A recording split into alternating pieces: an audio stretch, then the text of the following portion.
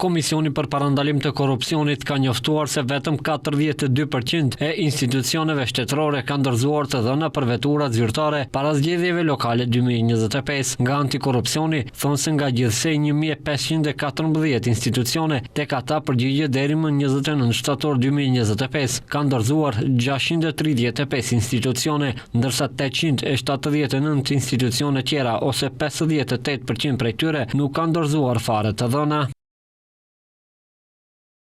Nga 635 institucionet që dorëzuan informacion, 63% ose 403 institucione e bën këtë brenda afatit ligjor dhe raportuan 4079 automjete, ndërsa 232 institucione dorëzuan të dhëna për 2558 automjete pas afatit. Nga të dhënat e paraqitura nga 635 institucione, regjistri deri më tani ka publikuar informacion për 578 institucione që kanë 6637 automjete, ndërsa 57 institucione raportuan se nuk kanë asnjë automjet zyrtar.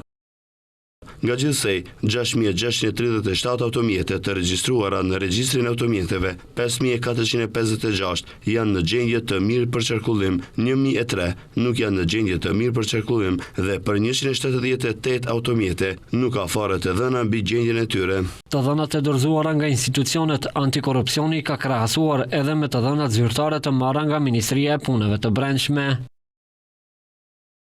Është përsaktuar se për disa institucione numri automjeteve të raportuara përkon plotësisht 34% e institucioneve, por ka edhe një numër të konsiderueshëm rastësh ku institucionet 66% e institucioneve raportuan më shumë ose më pak automjete se sa janë të regjistruara në të dhënat e MPB-s. Ka edhe institucione që raportuan se kanë automjete, 27 institucione, por në të dhënat e MPB-s ato automjete nuk ekzistojnë fare, gjë që tregon mundësinë që automjetet të jenë të regjistruara të një person tjetër juridik, por janë dhënë ose caktuar për përdorim.